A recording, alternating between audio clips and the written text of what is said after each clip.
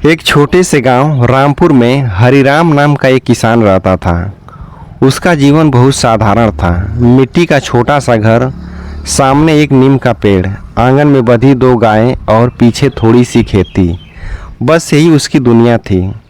हरिराम बहुत अमीर नहीं था, लेकिन गांव में उसकी इज्जत किसी बड़े आदमी से कम नहीं थी। कारण था उसका ईमानदार स्वभाव और मेहनती जीवन। गांव में जब भी किसी को सलाह चाहिए होती, लोग हरिराम के पास आते। हरिराम की पत्नी सीता बहुत सरल और दयालु महिला थी। उनका एक ही बेटा था, मोहन। वही उनकी आंखों का तारा था। मोहन बचपन से ही बहुत शरारती था। पढ़ाई में उसका मन कम लगता था। उसे दोस्तों के साथ नदी में नहाना, पेड़ों पर चढ़ना, गिल्ली डंडा खेलना और मेले में घूमना ज़्यादा पसंद था।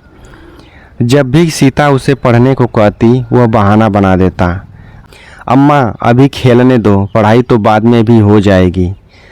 सीता हंस देती। माँ का दिल था, उसे बेटी की हर बात प्यारी लगती थी। लेकिन हरिराम यह देखकर चिंतित हो जाता। वह अक्सर कहता, सीता बच्चे को ज़रूरत से ज़्यादा लाड़ मत दो। अगर अभी नहीं सुधरा तो आगे चलकर मुश्किल होगी। सीता जवाब देती, अरे अभी छोटा है, धीरे धीरे सब सीख जाएगा। हरिराम गहरी सांस लेते हुए कहता, बच्चा खुद नहीं सीखता, उसे सिखाना पड़ता है। सबसे बड़ा धन पैसा नहीं बल्कि लायक बेटा होता है। गांव में ही एक बहुत बड़ा व्यापारी रहता था, सेठ दौलत राम। उसके पास धन दौलत की कोई कमी नहीं थी। पक्की हवेली, ट्रैक्टर, कई नौकर और शहर तक फैला व्यापार। उसका बेटा राजू मोहन की उम्र का ही था, लेकिन दोनों की जिंदगी में जमीन आसमान का फर्क था।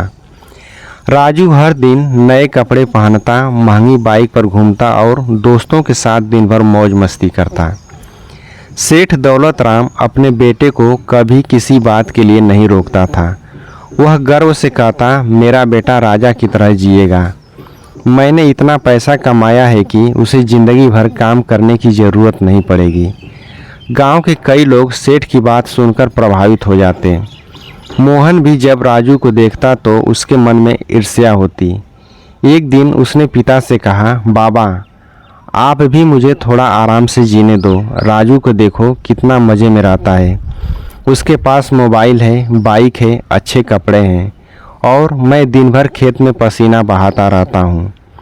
हरिराम ने हल नीचे रखा और बेटे की तरफ देखकर बोला, बेटा चमकती हुई हर चीज़ सोना नहीं होती। जिस लड़के को सिर्फ पैसा मिलता है वह आराम करना सीखता है, लेकिन जिसे मेहनत मिलती है वह ज़िंदगी जीतना सीखता है। मोहन ने नाराज़ होकर मुंह फेर लिया। उसे पिता की बातें समझ नहीं आती थी। अगली सुबह हरिराम उसे खेत में ले गया। सूरज अभी निकला ही था। खेतों पर ओस की बूंदें चमक रही थी। हरिराम ने मिट्टी हाथ में लेकर कहा, देखो बेटा, अगर खेत को समय पर जोता न जाए, बीज न डाला जाए और मेहनत न की जाए तो फसल नहीं उगती। ठीक वैसे ही इंसान की ज़िंदगी भी मेहनत से बनती है। मोहन चुपचाप सुनता रहा। धीरे धीरे हरिराम उसे छोटे छोटे काम सिखाने लगा। कभी गायों को चारा डालना, कभी खेत में पानी देना, कभी बाजार जाकर सामान खरीदना।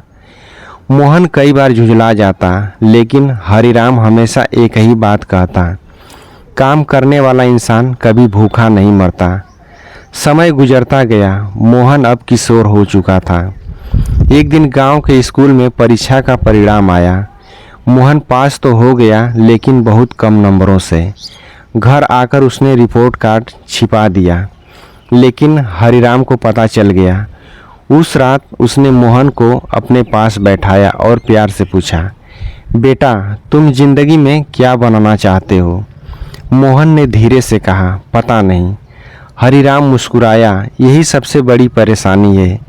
जिस इंसान का कोई लक्ष्य नहीं होता वह भटक जाता है। फिर उसने अपनी पुरानी कहानी सुनाई। जब मैं तुम्हारी उम्र का था तब मेरे पिता बहुत बीमार पड़ गए थे। घर चलाने के लिए मुझे पढ़ाई छोड़कर खेतों में काम करना पड़ा।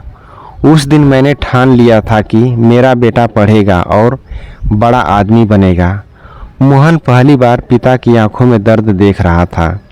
उस दिन उसके मन में कुछ बदलने लगा। अब उसने धीरे धीरे पढ़ाई पर ध्यान देना शुरू किया। वह सुबह जल्दी उठता, पिता के साथ खेत में मदद करता और फिर स्कूल जाता। रात में देर तक पढ़ाई करता। गांव के लोग मजाक उड़ाते, अरे मोहन इतना पढ़कर कलेक्टर बनेगा क्या। मोहन मुस्कुरा देता। हरिराम हमेशा उसका हौसला बढ़ाता, लोग क्या कहते हैं यह मत सोचो, मेहनत करते रहो। उधर राजू की ज़िंदगी अलग दिशा में जा रही थी। अब वह गलत संगत में पड़ चुका था। दिन भर दोस्तों के साथ घूमना, शराब पीना और पैसे उड़ाना उसकी आदत बन गई थी। सेठ दौलत राम फिर भी बेटे को कुछ नहीं कहता था। वह सोचता था बच्चा है, सुधर जाएगा। लेकिन समय किसी का इंतजार नहीं करता। कुछ साल बाद मोहन ने 12वीं अच्छे अंकों से पास कर ली। पूरा गांव हैरान था। हरिराम की खुशी का ठिकाना नहीं था। उसने पहली बार बेटे को गले लगाकर कहा, आज मुझे लग रहा है कि मेरी मेहनत सफल हो रही है। लेकिन आगे की पढ़ाई के लिए शहर जाना ज़रूरी था। समस्या पैसे की थी। घर में इतने पैसे नहीं थे कि मोहन को शहर भेजा जा सके। सीता ने अपने शादी के समय के चांदी के कंगन उतार दिए। हरिराम ने अपनी सबसे अच्छी गाय बेच दी। तब जाकर कुछ पैसे इकट्ठे हुए।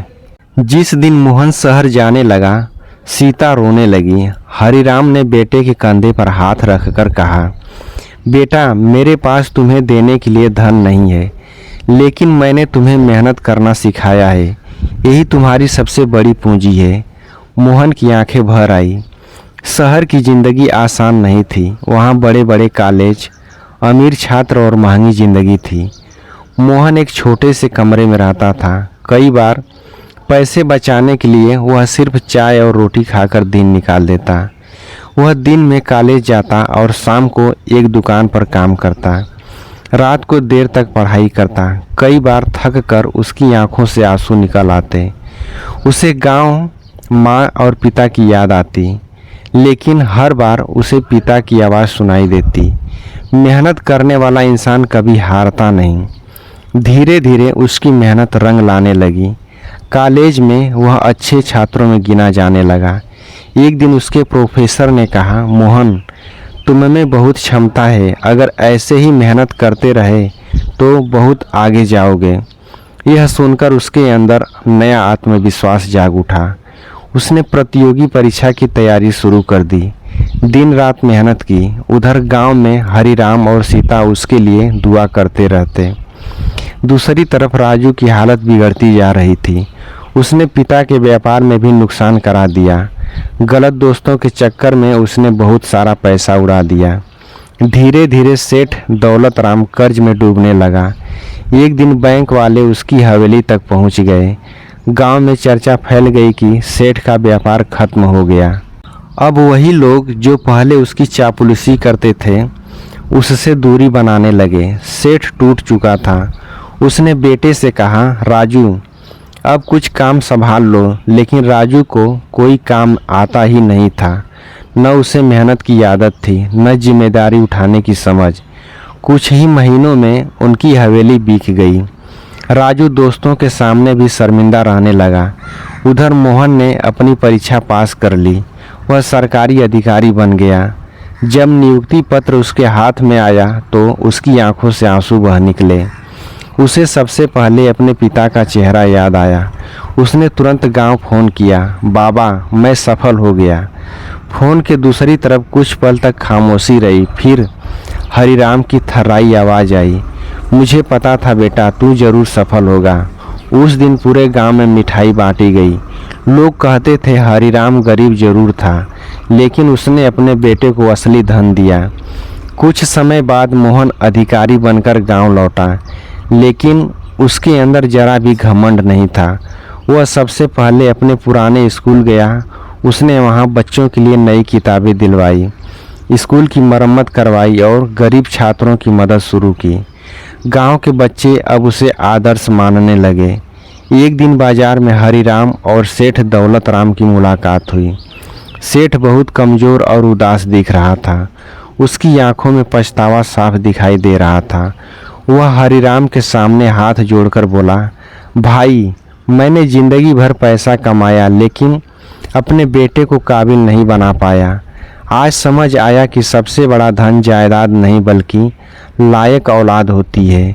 हरिराम ने शांत स्वर में कहा, बच्चों को सिर्फ सुख देने से वे मजबूत नहीं बनते, उन्हें जिम्मेदारी, मेहनत और संस्कार सिखाने पड़ते हैं।